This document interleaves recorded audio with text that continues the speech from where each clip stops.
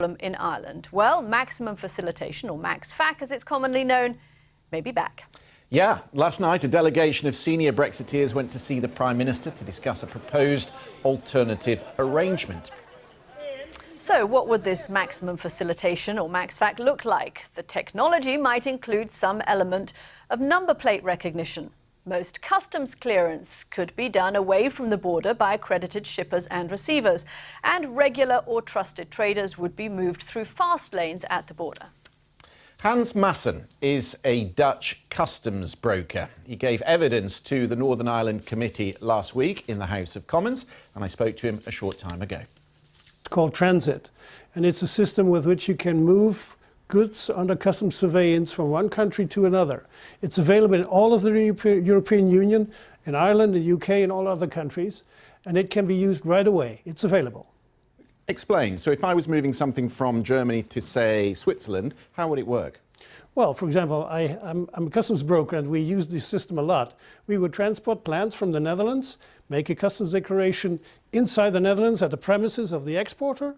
Then we use such a transit declaration to move the goods across the border in Basel into the inland in Switzerland, and there you do the customs clearance to declare the goods over there. So no checks on the borders? No checks on the border. Because the problem has always been in Ireland, monitoring. You can't have hard customs posts, you can't have cameras. Would you need cameras like this? No.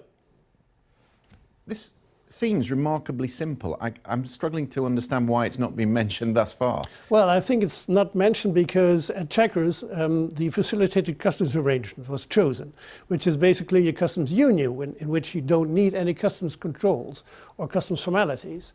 But the maximum facilitation is basically a free trade agreement.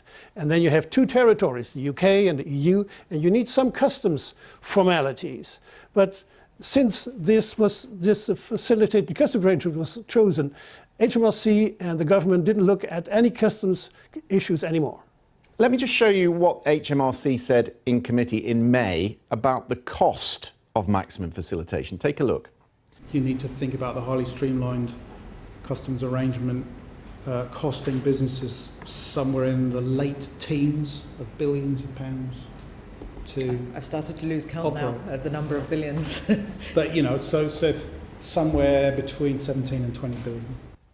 Is he right? Would it cost so much money? No, not at all.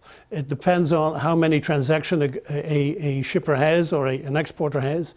You can automate anything. You know, you can automate these declarations, but of course if you have one declaration a year, then you need a specialist to help you making that declaration. But for example, Nissan importing goods 100 times a day, they would automate everything and there would be no interference with supply chains. Final question. Everybody will point to agricultural goods, veterinary goods, plants. Those sort of things need to be checked. Well, there is a system for that as well. It's called Traces, and it traces all goods between producers of, for example, biological goods or veterinary goods, because we want to check on the supply chain of food for our health.